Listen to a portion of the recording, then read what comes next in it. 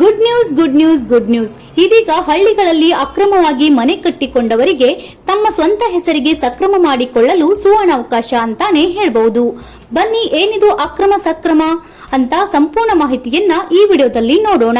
ಅದಕ್ಕಿಂತ ಮುಂಚೆ ಈಗಲೇ ಈ ವಿಡಿಯೋನ ಲೈಕ್ ಮಾಡಿ ಹಾಗೂ ನಮ್ಮ ಚಾನೆಲ್ ಅನ್ನ ಸಬ್ಸ್ಕ್ರೈಬ್ ಮಾಡ್ಕೊಳ್ಳಿ. ಹೌದು, ಹಳ್ಳಿಗಳಲ್ಲಿ ಬಡವರು ಅಂದ್ರೆ ತಮಗೆ ಇರಲು ಸೂರಿಲ್ಲದವರು ಸರ್ಕಾರಿ ಜಾಗಗಳಲ್ಲಿ ಬಹಳ ವರ್ಷಗಳಿಂದ ಮನೆ ಕಟ್ಟಿಕೊಂಡು ನೆಲೆಸಿದ್ದರೆ ಅಂತವರು ಇದೀಗ ತಮ್ಮ ಹೆಸರಿಗೆ ವರ್ಗಾವಣೆ ಮಾಡಿಕೊಳ್ಳಲು ಸರ್ಕಾರ ಸದಾವಕಾಶವನ್ನ ನೀಡಿದೆ. ಇದಕ್ಕೆ ಸಕ್ರಮ ಎನ್ನಲಾಗುತ್ತೆ.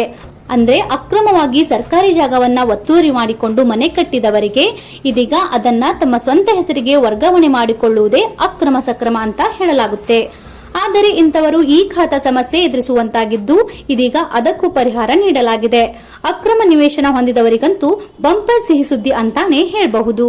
ಹೌದು, ರಾಜ್ಯದ ಅಕ್ರಮ ನಿವೇಶನ ಮನೆಗಳಿಗೆ ಈ ಖಾತಾ ನೀಡುವ ಸಂಬಂಧ ರಾಜ್ಯ ಸಚಿವ ಸಂಪುಟ ಸಭೆಯಲ್ಲಿ ತಿದ್ದುಪಡಿ ವಿಧೇಯಕಕ್ಕೆ ಅನುಮೋದನೆ ನೀಡಲಾಗಿದೆ.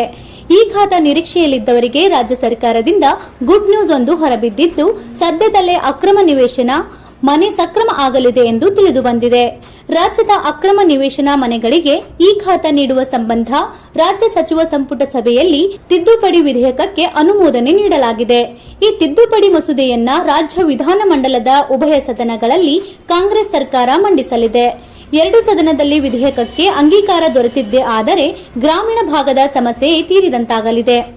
ಜೊತೆಗೆ ಗ್ರಾಮೀಣ ಹಾಗೂ ನಗರ ಭಾಗದ ಅಕ್ರಮ ನಿವೇಶನ ಮನೆ ಮಾಲೀಕರಿಗೆ ಸಿಹಿ ಸುದ್ದಿ ಸಿಗಲಿದೆ. ಗ್ರಾಮೀಣ ಭಾಗದ ಕಂದಾಯ ಬಡಾವಣೆ, ಗ್ರಾಮ ಠಾಣಾ ವ್ಯಾಪ್ತಿಯ ಮನೆ ನಿವೇಶನ ಸಕ್ರಮಕ್ಕೆ ಅವಕಾಶ ದೊರೆಯುವಂತಾಗಲಿದ್ದು ಈ ಖಾತಾ ಲಭ್ಯವಾಗಲಿದೆ. ನೋಡಿದ್ರಲ್ಲ, ನೀವೇನಾದ್ರೂ ಅಕ್ರಮವಾಗಿ ಮನೆ ಕಟ್ಟಿಕೊಂಡಿದ್ದರೆ ಅದನ್ನ ಇದೀಗ ನಿಮ್ಮ ಸ್ವಂತ ಹೆಸರಿಗೆ ವರ್ಗಾವಣೆ ಮಾಡಿಕೊಳ್ಳುವ ಸುವರ್ಣಾವಕಾಶ ಇದಾಗಿದ್ದು ಈಗಲೇ ಈ ವಿಡಿಯೋನ ಲೈಕ್ ಮಾಡಿ ಹಾಗೂ ನಿಮ್ಮ ಸ್ನೇಹಿತರಿಗೆ ಹಾಗೂ ಸಂಬಂಧಿಕರಿಗೆ ಶೇರ್ ಮಾಡಿ ಹಾಗೂ ನಿಮ್ಮ ಅಭಿಪ್ರಾಯವನ್ನ ಮರೆಯದೆ ನಮ್ಮ ಕಮೆಂಟ್ ಬಾಕ್ಸ್ ನಲ್ಲಿ ಕಮೆಂಟ್ ಮಾಡಿ. ಇನ್ನೂ ಇಂಥ ಹೆಚ್ಚಿನ ಮಾಹಿತಿ ಮತ್ತು ವಿಡಿಯೋಗಳಿಗಾಗಿ ತಪ್ಪದೆ ನಮ್ಮ ಚಾನೆಲ್ ಸಬ್ಸ್ಕ್ರೈಬ್ ಮಾಡ್ಕೊಳ್ಳಿ. Thank you for watching.